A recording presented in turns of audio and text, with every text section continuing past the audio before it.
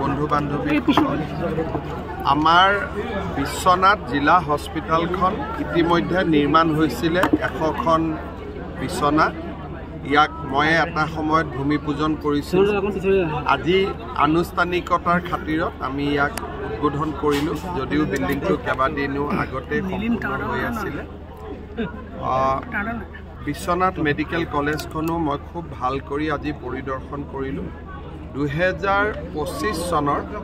নৱেম্বৰ মাহত এই মেডিকেল কলেজখনত আমি সেৱা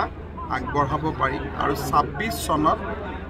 নেশ্যনেল মেডিকেল কাউন্সিলৰ স্বীকৃতিৰ কাৰণে আমি আবেদন কৰিব পাৰিম স্যাৰ বিশ্বনাথ যি চিকিৎসালয় আছে তাত আইসিইউ 10টা আছে কিন্তু এতিয়াও কাৰ্যক্ষম হোৱা নাই মানুহৰ কাৰণে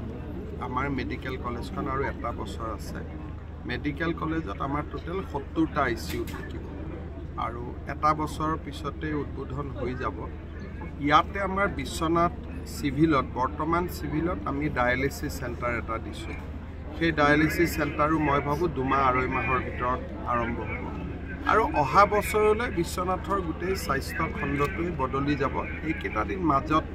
অলপ চলপ মিলাই থাকোতে কষ্ট হয় কাৰণ আমাৰ সমস্যাটো হ'ল কি মেডিকেল কলেজবিলাক হোৱাৰ কাৰণে হেলথ এট আমাৰ ডক্টৰ কমি গৈছে সব মেডিকেল কলেজলৈকে গৈ আছে সেই কাৰণে ডিস্ট্ৰিক্ট হস্পিটাল বিলাক চলোৱাত আমি কিছু অসুবিধা পাই আছো যেহেতু মেডিকেলত মান ডক্টৰ যাব খুজে ডিস্ট্ৰিক্ট হস্পিটালত ইমান আহিব নোখোজে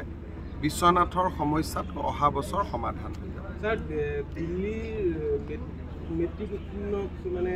নাম ভৰ্তি কৰিছে কৰিব নোৱাৰে সাৰদা দেৱী বুলি এখন বিদ্যালয় কিন্তু বিদ্যালয়খন তাত বিচাৰি পোৱা নাই মানে কোট যোৰহাটত হৈছে মেডিকেলত নহয় স্যাৰ মেট্ৰিকত উত্তীৰ্ণ হোৱা তেনেকুৱা প্ৰমাণপত্ৰ লৈ পেলাই হাই ছেকেণ্ডেৰীত এডমিশ্যন দাবী মই নাজানো মই চাই দিম বাৰু কিন্তু দিব নালাগে একচুৱেলি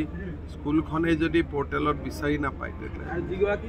ছাত্ৰৰ ক্ষেত্ৰত ওলাইছে তেওঁ অসমৰ পৰা আকৌ সেই একে বছৰে বৰ্ডৰ পৰীক্ষা দিছিলে ফেইল কৰিছে